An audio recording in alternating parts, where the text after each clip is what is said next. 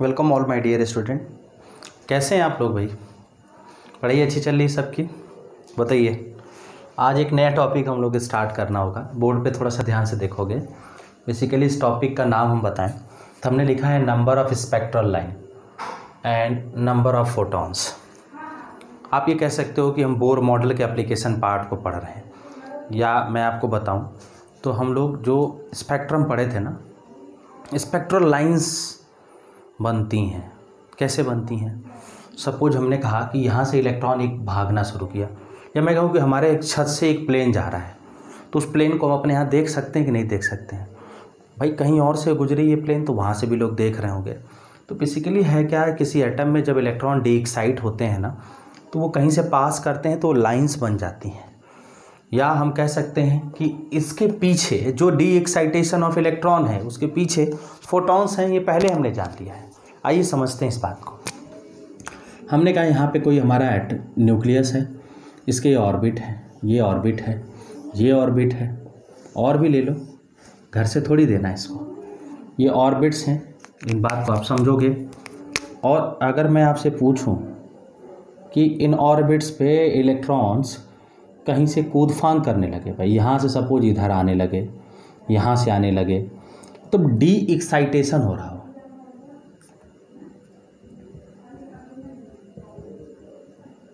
मैंने कहा अगर डी एक्साइटेशन हो रहा हो तो for de-excitation you have to remember one thing, कि in case of de-excitation जब इलेक्ट्रॉन्स किसी जगह से फॉल करता है तो लाइंस बनने लगती हैं।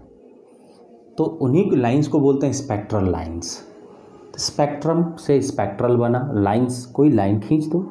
सपोज हमारे घर से ऊपर से कोई फाइटर प्लेन गया तो उसके पीछे का एक फ्लू जो आप धुएं निकलते हैं भाई, तो एक लाइन बन जाती है।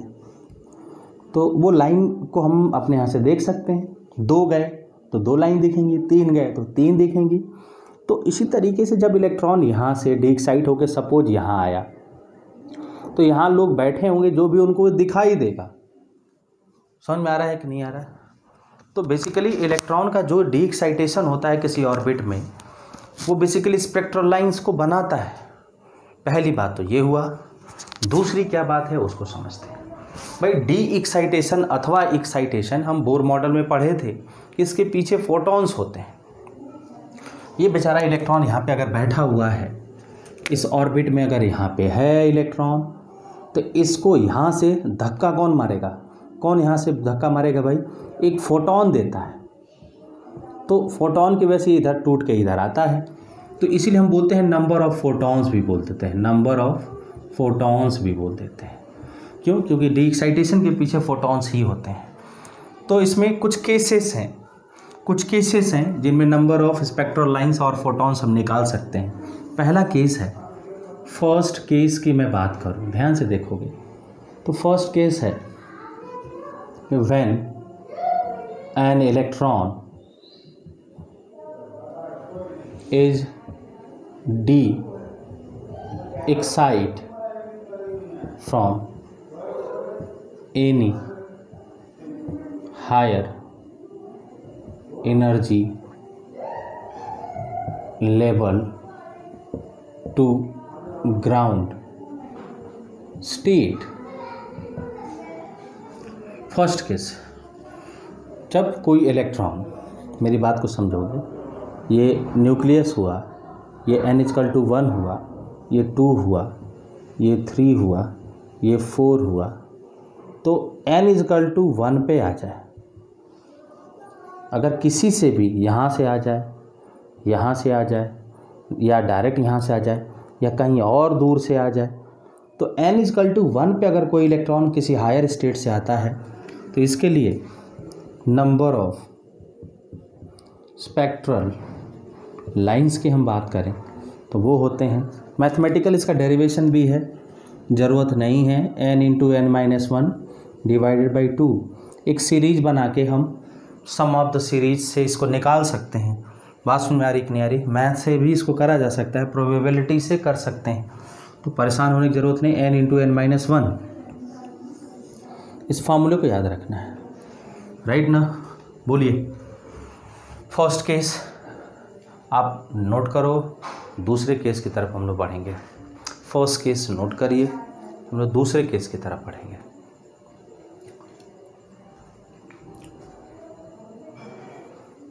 नोट करो बेटा।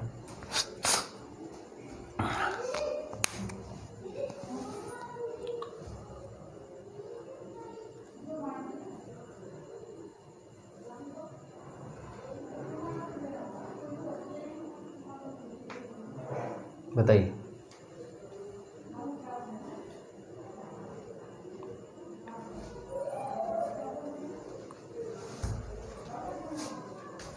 चलो अब हम बात करते हैं सेकंड केस। सेकंड अगर केस की बात करें कि when an electron is de excite from any higher level N2 to any lower level क्या बेटा N1, मतलब N2 is greater than N1 हो, मतलब किसी ज़्यादा नंबर से आ रहा हो। फॉर दैट केस हम लोग लिखते हैं सम N2 माइनस N1। मैं लिखता हूँ भाई, इधर लिखता हूँ, थोड़ा सा इसको रफ करें। चलो अगर हम लोग यहाँ पे नोट करेंगे, थोड़ा समझिएगा। अगर हम यहाँ नोट करें तो हम लोग बेटा, थोड़ा सा मेरी बात को तुम समझोगे, हम लोग यहाँ लिख सकते हैं नंबर ऑफ स्पेक्ट्रल लाइन, और ये होगा N2 माइनस N1 तो N2 minus N1 plus 1 divided by 2। देखिएगा ध्यान से, क्या होगा N2 minus N1 into N2 minus N1 divided by 2। समझ में आ रहा है कि नहीं आ रहा? बोलिए, बोलो बेटा। अब इस N2 माइनस N1 को अगर हम डेल्टा N ले लेते हैं तो नंबर ऑफ स्पेक्ट्रल लाइन क्या होगी? ये होगा delta N plus 1 into delta N divided by 2। Clear हो गया कि नहीं हो गया? ठीक है, बोलिए।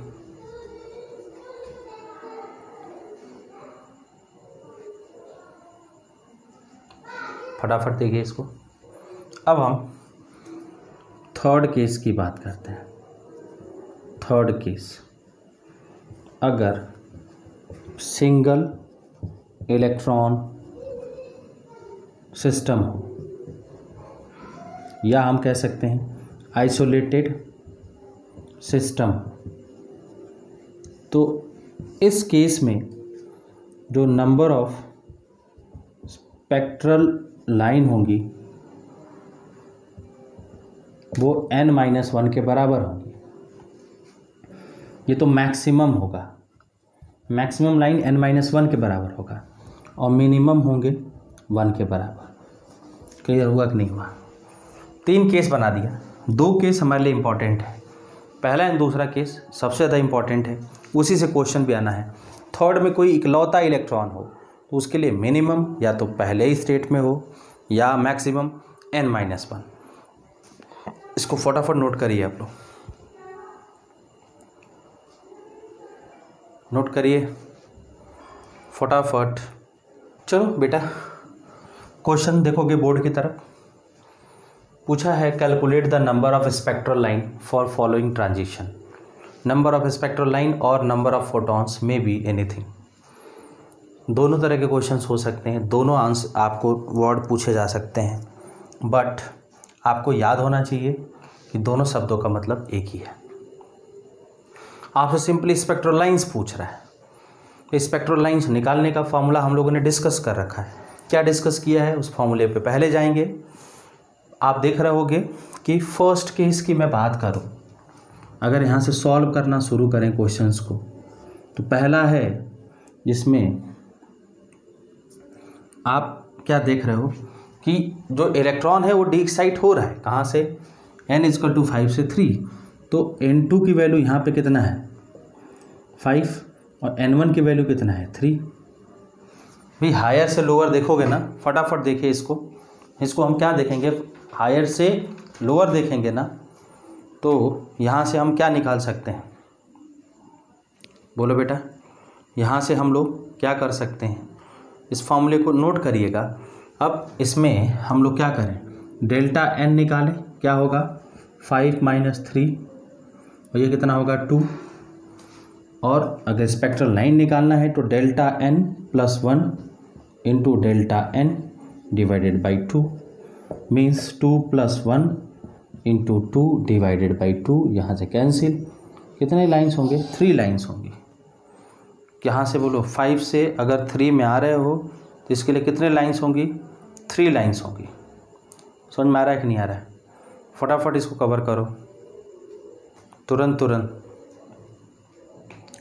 बोलो।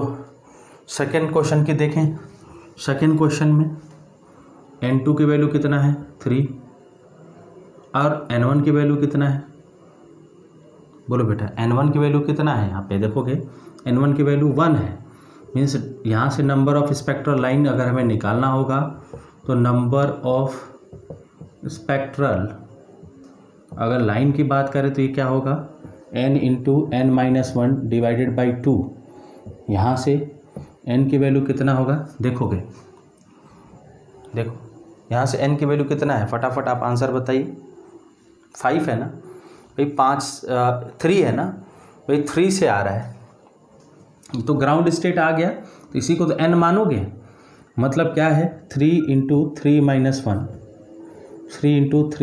1 डिवाइडेड बाई 2। ये कितना होगा देखोगे 3 होगा कि नहीं होगा, फटाफट देखिए 3 से 1 के लिए देखिए, क्लियर हो गया। 3 से 1 के लिए देखिए,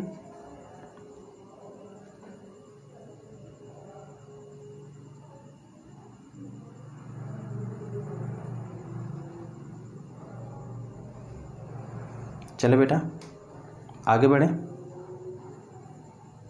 बोलिएगा 3 से 1,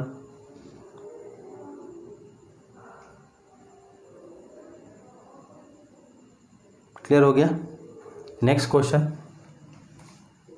नेक्स्ट हम थर्ड देखें। यहाँ पे डेल्टा n निकालो, कितना होगा बोलो 7 - 5 कितना 2, और यहाँ से नंबर ऑफ लाइंस कितनी होंगी 2 + 1 इंटू 2 डिवाइडेड बाई 2। ये कितना हुआ 3 हो गया।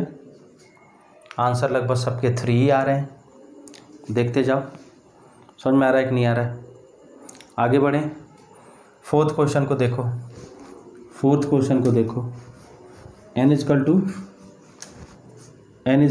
4 से n = 1 पे आ रहा है ना, मतलब इसको भूल जाओ। तो इसके लिए क्या करोगे n × n-1 divided by 2, 4 × 4 - 1 divided by 2 means ये होगा क्या 4 × 3 डिवाइडेड बाई 2, 2 × 2 = 4, 6 होगा कि नहीं होगा, बोलिए। 4 से 1 के लिए कितना होगा 6 होगा।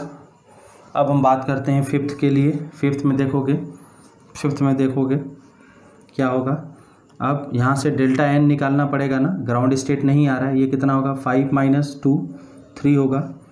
और यहाँ से अगर मैं नंबर ऑफ लाइंस की बात करूँ, अगर हम लाइंस की बात करें तो ये होगा 3 + 1 इंटू 3 डिवाइडेड बाई 1 2, ये होगा 4 डिवाइडेड बाई 2 इंटू 3 6। समझ में आ रहा है कि नहीं आ रहा है, फटाफट इसको कवर करो, समझ में आ रहा है। 5 से कर लिया हम लोगों ने,